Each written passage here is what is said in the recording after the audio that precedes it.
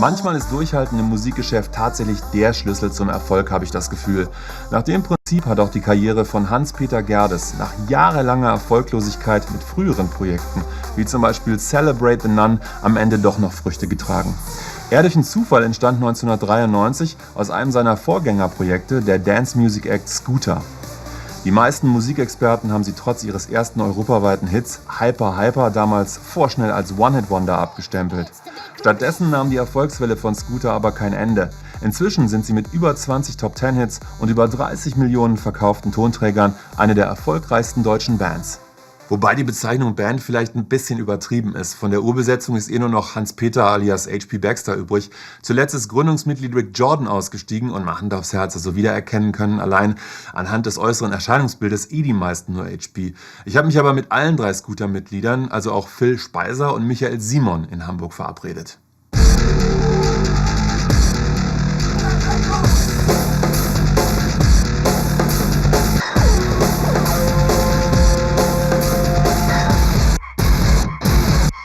Ihr habt eure eigene Tankstelle, wie ich sehe. Ja.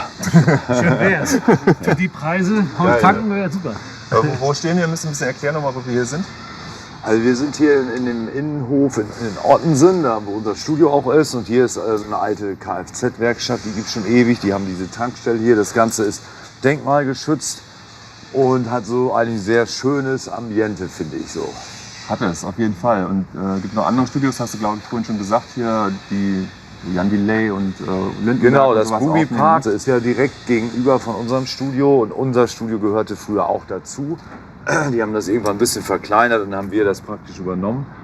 Und da trifft man eben auch immer diverse Leute, die da ein Album aufnehmen. Was ich toll finde, das ist wirklich noch so ein Studio, wie man es auch von früher kennt, mit so einem riesen Mischpult und einem großen Aufnahmeraum und Schlagzeug und allem drum und dran, was ja heutzutage auch eher selten zu finden ist. Werkstatt macht ja schon Lärm, aber wenn ihr hier aufnehmt, ne, wie ist das dann? Also kriegen die das mit oder wissen die, wer hier ist? Also kennen die euch zum Beispiel? Ja, doch, ja, das ist schon. Aber das ist hier eigentlich eine ganz gute Nachbarschaft. Also auch mit der Kfz-Werkstatt, die machen ja auch immer ein Mordsgetöse. Wir dann auch und dann ist das immer so ein Wettkampf, wer nervt mehr. Der Kindergarten von hinten, der gewinnt immer. Die sind am lautesten. Du bist ja eh so ein Autonah. Ne? Wie viele Karren hast du inzwischen bitte? Also das variiert. Ich glaube zu Spitzenzeiten hatte ich schon wirklich so 10, aber das ist jetzt etwas weniger. Also mehr Quantität als Quantität. Okay. Weil die gehen ja zwischendurch immer mal kaputt und so. Also bei den alten Autos ist eigentlich immer irgendwas. Da ist schon, die Leidenschaft spielt eine große Rolle, weil ansonsten hält man das nicht aus. Also, woher kommt das? Also wer hat dich angefixt, was so Autos angeht?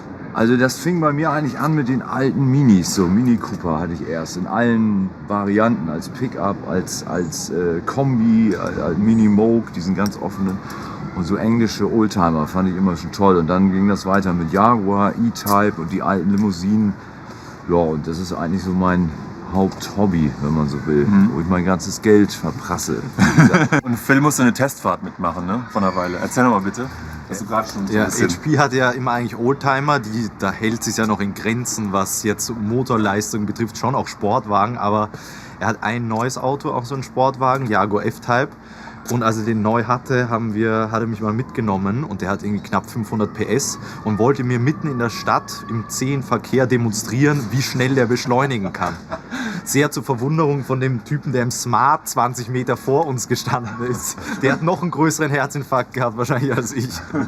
Michael, musstest du auch schon so Sachen über dich ergehen lassen? Oder? Nee, aber ich musste diverse Mal um mein Leben schwitzen, wenn HP, wie am Wochenende, wo wir unterwegs waren, zu unserem DJ-Set, und er gefahren ist, wo man dann schon mal überlegt, wenn er bei 220 auf der linken Spur noch ein bisschen SMS liest und das Auto immer näher kommt, dann muss man schon mal überlegen, steige ich jetzt vorher aus oder warte ich?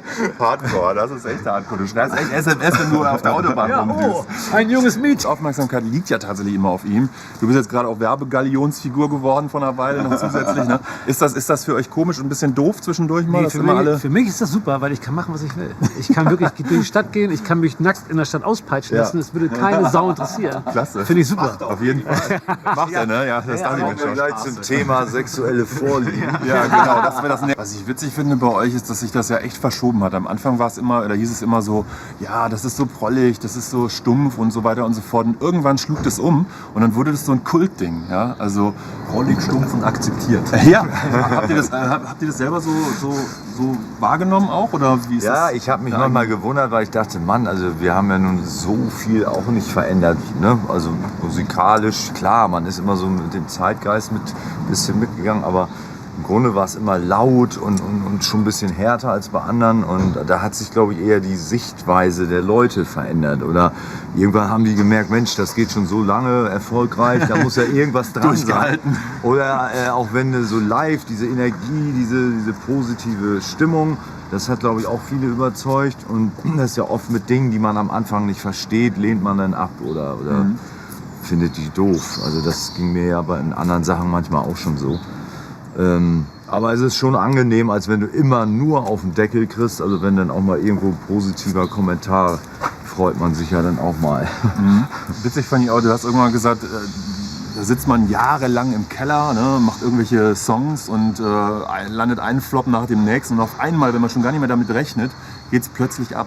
Ja, das war wirklich so, was man ja vorher schon oft in der Theorie gehört hat. So, und wenn man mit nichts mehr rechnet und so völlig entspannt ist, dann passiert was. Und wenn du das so krampfhaft versuchst, was wir 8 Jahre gemacht haben, ist gar nichts gelaufen. Und dann hatte ich das wirklich schon an den Nagel gehängt. Ich habe ja dann in einer Plattenfirma gearbeitet, dachte, gut, Hauptsache ich habe noch mit Musik zu tun. Karriere ist leider nicht passiert, Pech. Und dann auf einmal ging das wie von selbst. Also haben wir da im Keller so ein bisschen rumgeschraubt und alle flippen völlig aus.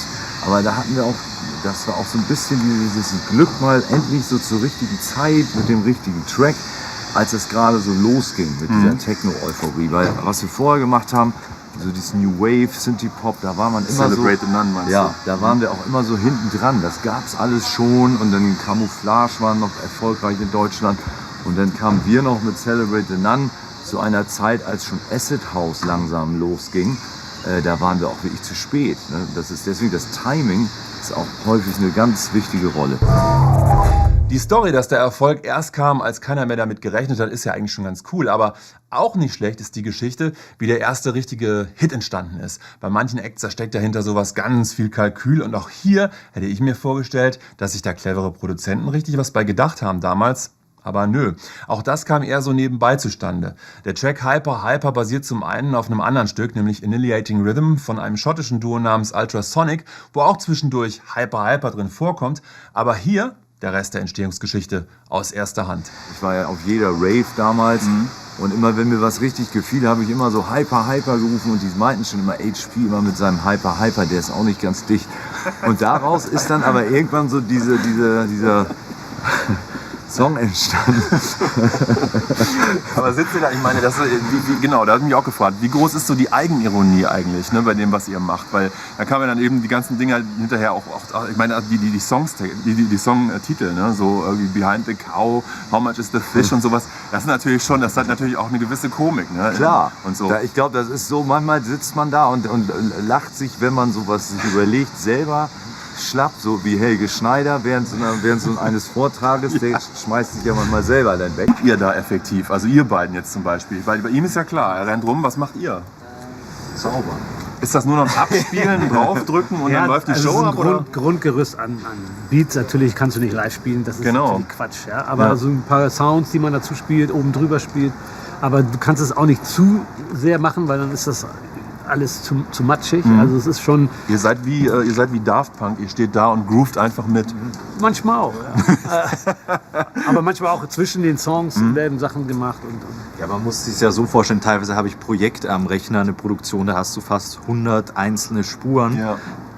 Ich kann jetzt ankommen und 100 Leute wie ein digitales Orchester auf die Bühne holen und jeder macht dann einen Sound oder so. Es geht eher darum, so das zu interpretieren dann, aber auch natürlich mit Live-Vocals und so. Ich kann da jetzt nicht irgendwie durchdrehen und improvisieren und HP weiß gar nicht mehr, weißt du, was ich meine? Ist das ein bisschen unbefriedigend manchmal? Also da zu stehen als Musiker und dann letztendlich keine, ich sag mal so handgemachte Mucke dann auf der Bühne Ja, die zu? Musik ist ja handgemacht, nur vorher schon. Okay, ja, das macht Sinn. Aber bei elektronischer Musik hast du manchmal auch den Anspruch gar nicht, wie ein Gitarrist, der jetzt, ich will jetzt ein geiles Riff hier Solo spielen, das hast du eigentlich so nicht. Nee, das ist eher so eine Mischung auch aus einem, wie so ein DJ-Set, was ja eigentlich mehr typisch ist für unsere Musikrichtung. Und dadurch, wir machen dann auch oft neue Versionen, andere Versionen oder machen auch so einen Instrumentalblock, wo ich mal kurz durchschnaufen kann. Dann nehmen wir dann so klassische Instrumentals und machen so eine Choreografie dazu. Also da kann man sich auch schon kreativ austoben. Ist aber nicht zu vergleichen sicherlich mit einer klassischen Rockband. Wobei unsere Bühnenshow sich da auch nicht so unterscheidet. Also das ist schon heftig eigentlich. Also okay, die Musik kommt, was jetzt auch nicht so die Mega-Überraschung war für mich, bei den Live-Shows größtenteils aus der Konserve. Ich finde es aber cool und da unterscheiden sich Scooter von vielen ihrer Kollegen, dass sie das wenigstens zugeben und mir keinen vom Pferd erzählen. Und auch richtig ist, dass sie ja trotzdem die Tracks vorher erstmal produzieren müssen. Und das machen sie im Studio, direkt neben der eben erwähnten Werkstatt. Und das ist für mich immer ein ganz interessanter Moment, also vor allem, wenn man so viele Hits von der Band kennt, mal zu sehen, wo die entstanden sind und sogar teilweise wie. Aktuell basteln Scooter nämlich bereits wieder am nächsten Album. Das ist zum Beispiel auch so eine Kombination von echter Gitarre, die wir wirklich eingespielt haben, und dann halt noch eine unterstützende, die am Rechner entstanden ist. Und das machen wir eigentlich im Moment ganz gerne, sodass wir echte Instrumente auch mit einfließen lassen.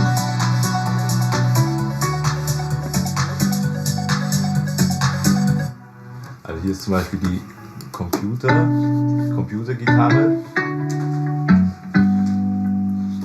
Und die echte Gitarre klingt dann halt.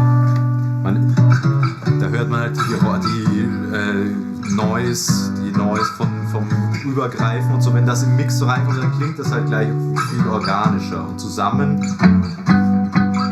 klingt es dann halt ein bisschen dance-mäßiger.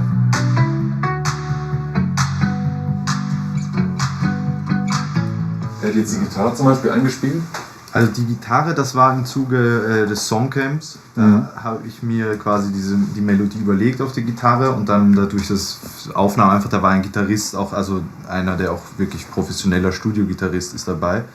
Das ist natürlich ganz praktisch, weil ich kann zwar Gitarre spielen, aber halt bin nicht so geübt wie ein richtiger Gitarrist und dann ist es ja schon immer so, dass ich bräuchte einige Takes und muss im Nachhinein vielleicht auch ein bisschen gerade ziehen und der hat das schon nach 2, 3 Versuchen wie eine Maschine gespielt. Das ist natürlich schon praktisch. Aber Was ist Songcamp denn? Ja, da treffen wir uns halt so mit Musikern, mit Songwritern, die kommen dann hierher 2 Tage und wir sitzen hier und schreiben wirklich Songs from the scratch, also wie das so eine Indie-Band oder eine Rockband machen. Ja, wobei es da in erster Linie um Hooks, Refrains geht. Wenn dann zum Beispiel in einem Track der Break kommt und da haben wir ja früher oft also bekannte Themen oder ältere Sachen neu Gesampelt und gesampelt so. oder neu eingesungen, gepitcht und eben bearbeitet. Ja. Ne? Und irgendwann ist da aber auch so ein bisschen, fällt einem dann auch nichts mehr ein, weil man denkt irgendwann so, jetzt haben wir eigentlich alle Ideen verpulvert. Nach 18 Alben oder Und nach da ist 17 es Alben. toll, wenn du dann einfach neue Songs hast. Ne? Genau. Das haben wir jetzt beim letzten Album zum ersten Mal gemacht mit, weiß ich, 6, 7 Autoren.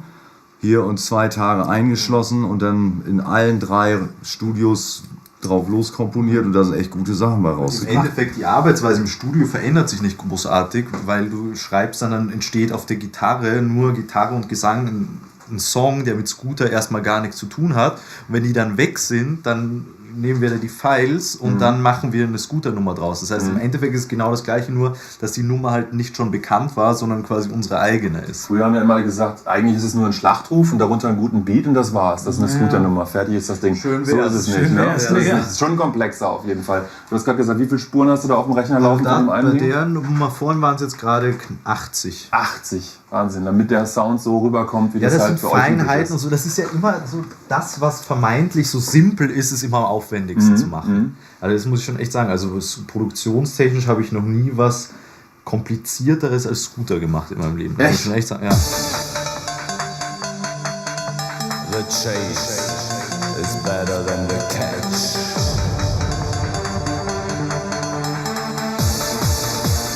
Gibt es immer noch diese Notizen, die du dir zwischendurch machst? Also für irgendwelche Sätze, irgendwelche Slogans oder sowas, die du dann einarbeitest? Also wenn ich mal irgendwas aufschnappe, dann schreibe ich mir das sofort ins Handy. Und hast du da was stehen aktuell? Verarbeite das dann irgendwann wieder. Müsste ich gleich mal gucken. Ich habe das rausgebracht. Ja, auch. Das ist immer witzig, was da rauskommt. Ich glaube aber dann, dieser Twist, dass was es dann ausmacht, ist, dass es dann mit einer absoluten vermeintlichen Ernsthaftigkeit gesagt wird. Also es ist ja ein Unterschied, ob wir hier sitzen, how much is the fish, was ist das für ein Schwachsinn, lustig, das verwenden wir, oder wenn HP beinhart ernst die Leute anschreit, how much is the fish. Das ist nicht der Unterschied, weil viele andere tragen das ja dann auch so eher witzig. Ja. Woher kam How Much is the Fish übrigens nochmal? Das war eigentlich, da hatten wir die Nummer fertig, der ganze Track war komplett fertig, alle Vocals drauf, nur noch kein Titel, kein Shout an der entsprechenden Stelle. Und so nachts fiel mir irgend so eine alte Punknummer aus den 80ern ein, wo es in dem Text nur um Gemüse und Fischpreise ging. Und der Mensch, how much is the fish? Dann habe ich hier Let me be your underwear. The next big thing. Und I decided to believe. Den Spruch finde ich gut. Also ich habe mich entschlossen, das zu glauben. Oder ich habe mich entschieden, das zu glauben. I decided to believe ist auch ein guter Titel, oder zumindest kann man das im Text verarbeiten. Kannst du auch kombinieren mit Let me be your underwear. Ja. Natürlich so. Ich finde Tombola Jimmy aber ganz witzig. Was sagt nochmal, Micha? Da steht Tombola Jimmy.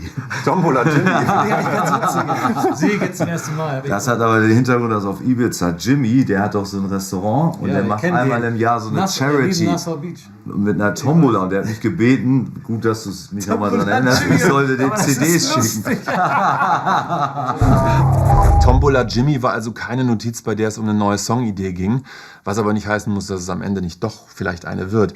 Immerhin fand Michael die Notiz offenbar am besten von den Sachen, die HP da gerade vorgelesen hatte. Über Auslandserfolge deutscher Bands, da gibt es ja nicht so wahnsinnig viel Positives zu berichten, denn es gibt nun mal nicht so wahnsinnig viele davon. Im Dance-Bereich sieht es aber ganz anders aus. Da müssen sich auch deutsche Künstler überhaupt nicht verstecken. Vor allem DJs, Zed, Sven Fade, ATB, Paul van Dyk und so weiter, aber eben auch Scooter. Die sind in anderen Ländern sehr weit vorne mit dabei. Russland geht richtig ab bei euch, ne? Das funktioniert richtig super. Was ist noch so ein, also du sagtest vorhin, Facebook-mäßig Teheran? Das war tatsächlich die Stadt mit den meisten Facebook-Likes auf unserer Scooter-Seite, war Teheran im Iran. Ja. Haben wir nicht viel davon und die auch nicht leider, weil das ist halt traurigerweise weder, dass wir da großartig verkaufen können, noch geschweige denn auftreten. Ja, wir hatten aber mal in Dubai eine Show in der Tennisarena und da kamen Flieger, wirklich nur mit Leuten aus dem Iran. Ja. Und das ganze Publikum war zum größten Teil waren Iraner, wirklich. Und sonst ist es eben viel Skandinavien, genau, die ganzen osteuropäischen Länder, jetzt neuerdings auch Frankreich zum Glück, nach vielen Jahren. Haben wir da mal wieder was? Das ist auch spannend für uns, finde ich, Frankreich, weil das ja wie Newcomer da eigentlich sind, weil wir auch nur die ganz jungen Leute haben. Es ist ja immer einerseits toll, so eine Fanbase zu haben, so eine Treue, aber das Problem ist halt, Musik ist immer sehr emotional auch an Dinge gekoppelt und du kannst leider nicht, wenn jetzt irgendjemand seit Stunde 1 Scooter-Fan ist, und der jetzt ein Lied hört wie Nesaya oder so, wo die Person gerade 18 war, in der Blüte, gerade so in der Blüte des Lebens, sind ja diese Emotionen mit daran gekoppelt. Wenn wir jetzt eine Nummer rausbringen, können wir nur Zeitgeistmusik eigentlich für so junge Leute machen, die dann in 20 Jahren wieder das Gleiche empfinden. Und das ist halt immer dieser Druck, den man da ein bisschen hat, weil man ja alle glücklich machen möchte und besonders auch die Fans natürlich, dass man halt nicht so einfach die Zeit zurückdrehen kann mit Musik.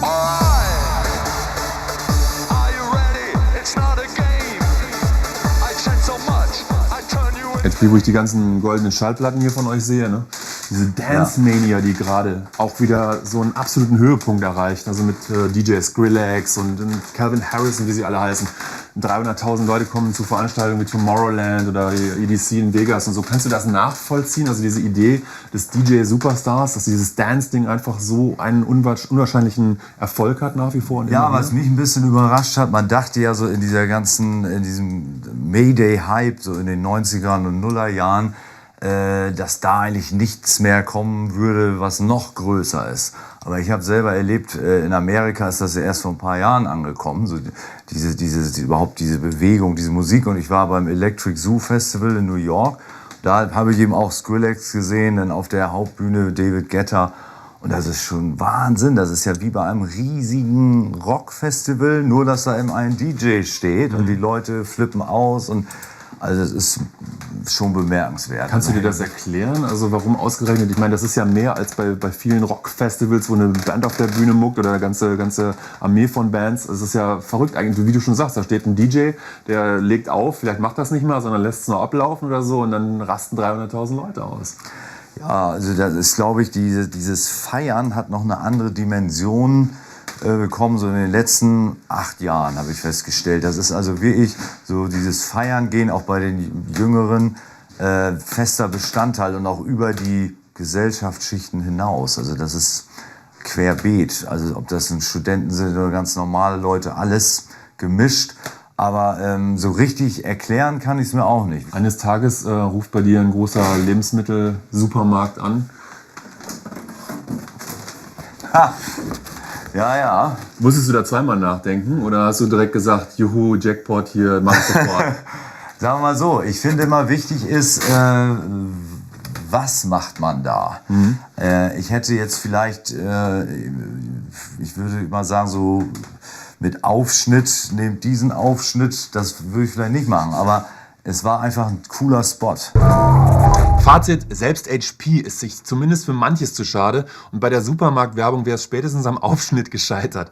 Wie dem auch sei, eine Sache, bei der er nicht zweimal überlegen muss, ist meiner Bitte nachzukommen, dass ich mal direkt neben ihm stehen möchte, um diesen magischen Moment zu erleben, wenn er im Scooter-Style im Studio shoutet. Also wenn man in Zukunft mal einen Scooter-Hit hört, dann weiß man spätestens nach der nun folgenden Szene, wie es im Original klingt und wie es da, wo es aufgenommen wurde, aussieht. Shot, I got the plan, man. Always like a grand slam. Big shot, hole in one. Shot a lot, it's on the run. Crack of the whip, snap attack. Bar so tight, front to back. I reach my fate at the gate. Scott say, Shutter, you was great.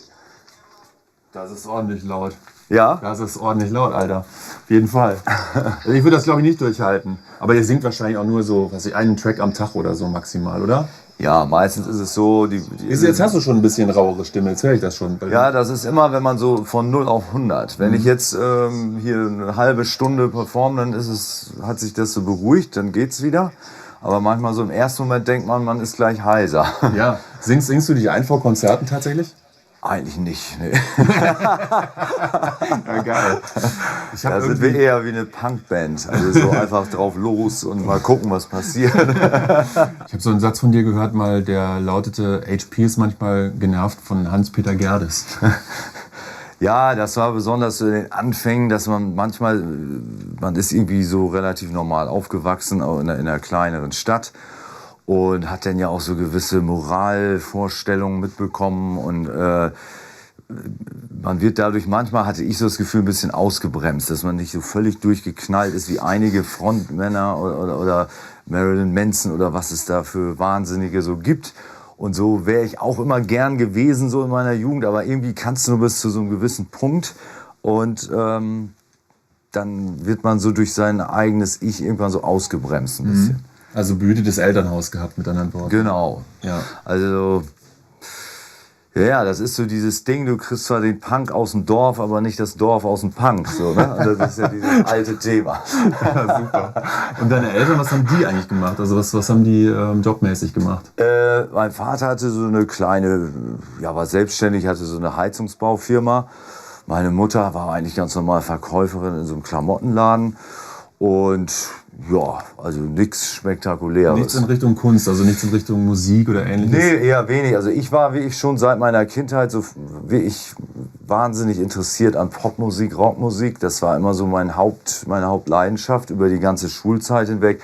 Ich hatte ja schon mit 12 in einer Schülerband gespielt und mit 15 meine erste eigene Band sozusagen, ne, als Gitarrist damals noch. Also das war wirklich schon immer so meine größte Leidenschaft. Ist die Frage zu privat, was du sonst privat so machst gerne? Außer Autos fahren und Musik hören? Nö, aber das ist eigentlich jetzt nichts Spektakuläres. Also ich bin gern wirklich so bei mir zu Hause. Also und echt so ein Homebody dann? Ja, ich habe wirklich so ein altes Haus, das ich über Jahre so immer weiter restauriert habe und die Einrichtung perfektioniert und das so im britischen Stil. Ja, so Antiquitäten. Okay. Und ich gehe unheimlich gern auf solche Antikauktionen oder in Antiquitätenläden oder auch wenn wir mal irgendwo im Ausland sind, in London bin ich immer Portobello Market. Okay. Und suche so nach alten Sachen oder die Dinge finden einen. Ich sammle alte Standuhren und sitze am liebsten wie so ein Lord vom Kamin im Winter und trinke meinen Tee und alles ist so ganz ruhig. Stark, stelle ich mir auch gerade. Aber Tiere nicht oder so. Die Kinder hast du auch nicht, ne? Nee, hat sich bis jetzt so noch nicht ergeben, weil die Beziehungen waren immer zu schnell beendet. Aber wäre das was? Also könntest du dir das vorstellen? Wäre das so ein Ding für Also dich? jahrelang habe ich da nicht wirklich drüber nachgedacht. Es war auch in den ersten Jahren mit Scooter einfach gar nicht möglich. Da war ich nur unterwegs. Aber so mittlerweile denke ich manchmal, ach, vielleicht wäre das doch noch so irgendwie was. Denn man stellt sich ja irgendwann so die Sinnfrage. Ne? Ja. Noch ein Album, noch eine Tour, noch eine Single und noch ein Auto und ja, absolut, absolut. Und da kommen ja öfter irgendwann solche Gedanken und da dachte ich, vielleicht ist das im Grunde genommen ja vielleicht doch der Sinn eigentlich dieses, ja, sich irgendwann so fortzupflanzen und hin und ich bin mir nicht sicher. Auf der anderen Seite denke ich immer, wenn es so sein soll, dann passiert es irgendwann und dann ist alles gut und wenn nicht, wäre es jetzt auch keine Katastrophe. Also es ist nicht, dass ich Langeweile hätte. Aber ja, noch nicht, aber wenn du wie so ein alter Lord irgendwann wirklich vor dem Lagerfeuer da sitzt oder so und dann kommen die nicht an, also da sind dann keine Kinder, vielleicht wirst du dich irgendwann ärgern. Das stimmt, das kann durchaus sein. Also, aber zum Glück hat man ja als Mann den Vorteil, kannst das noch bis 80? Ich bin ja noch nicht an so einem Rollator und von daher könnte das ja noch mal was werden. Ja, ich bin gespannt. Und sonst habe ich noch 3 Neffen und Nichten. Dann müssen die mich besuchen und pflegen. Genau. Wobei das Alter werde ich eh nicht mehr erreichen. Ich glaube, bis dahin kippe ich dann doch irgendwann um auf der Bühne im Idealfall. Mal gucken.